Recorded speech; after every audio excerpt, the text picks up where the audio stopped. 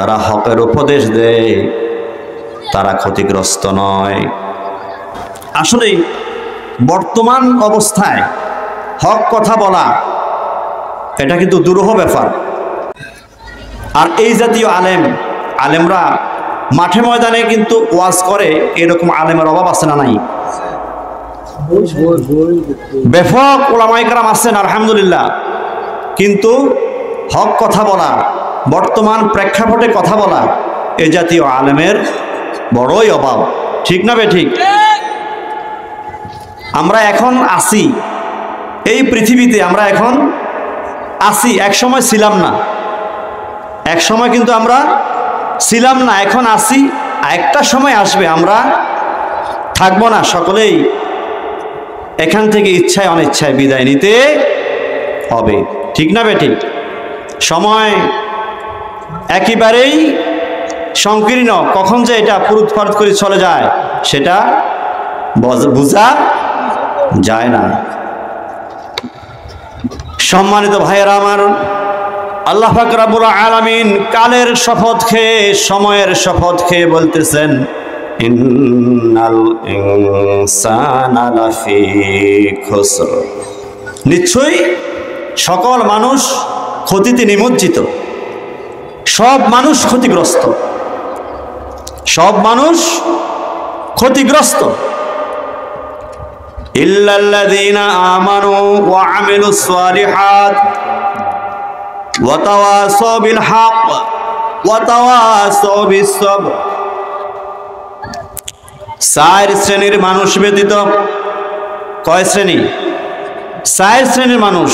প্রথমে আল্লাহ বলছেন সকলেই কি ক্ষতিগ্রস্ত। ইল্লাল্লাযীনা আমানু, আল্লাহ পাক বলতেছেন ঈমানদাররা ব্যতীত, যারা ঈমান এনেছে তারা ছাড়া। আমরা ঈমানদার না বেঈমান? আমরা সকলেই এখানে ঈমানদার, আলহামদুলিল্লাহ পড়ি। সে তুলনায় আমরা সকলেই কি লাভবান? আমরা নয়, আমরা কি ক্ষতিগ্রস্ত না। ইল্লাল্লাযীনা আমানু ওয়া আমিলুস সালিহাত, যারা ঈমানদার তারা ক্ষতিগ্রস্ত নয়, যারা নেক আমল করে তারা ক্ষতিগ্রস্ত নয়। দুই শ্রেণী গেল। নেক আমল কি? ঈমানের পরে নামাজ, ঈমানের পরে কি? নামাজ। ওয়াকিমুস সালাত ওয়া আতুজ যাকাত ওয়ারকাউ মা'আর রাকিঈন। সালাতের আয়াত আছে বহু, তোমরা সালাত প্রতিষ্ঠা করো, যাকাত দাও, আর যারা রুকু সিজদা করে তাদের সাথে রুকু সিজদা করো, অর্থাৎ জামাতে নামাজ আদায় করো। কিন্তু আজান হয়, ইকামত হয়, জামাত হয়, পর্যাপ্ত মুসল্লি আছে মসজিদে? তো আমার এই ঘাটতিটা আছে। ঈমানদার আমরা সকলে ঠিক আছি, বাপ দাদার সূত্রে আমার দাদা ছিল মুসলমান, আমার বাবা ছিল মুসলমান, আমিও মুসলমান, আমরা ঈমানদার, ঠিক আছে। কিন্তু নেক আমলের অভাব, নেক আমলের বেলায় আমরা আছি। ওয়াকিমুস সালাত ওয়া আতুজ যাকাত, সালাতের পরে কি? যাকাত। যাকাত দেওয়া ফরজ। যারা ধনবান তারা যাকাত দিবেন। ওয়ারকাউ মা'আর রাকিঈন, যারা রুকু সিজদা করে তাদের সাথে তোমরাও মসজিদে যাও, রুকু সিজদা করো। সুবহানাল্লাহ।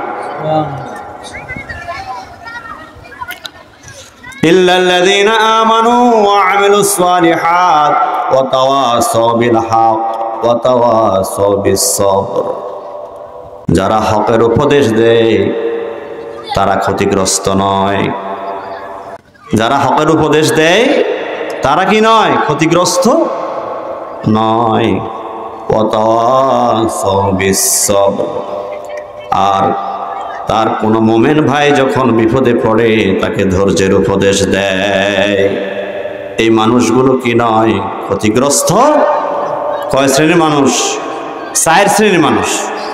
এখন আমাদের মাঝে এই গুণটা আছে কিনা আমরা নিজেরা যাচাই বাছাই করে নেব, ঠিক আছে? আল্লাহ পাক আমাদের সকলকে এই 4 গুণে গুণান্বিত করার হওয়ার তৌফিক দিন। আমরা সকলে পড়ি আমিন।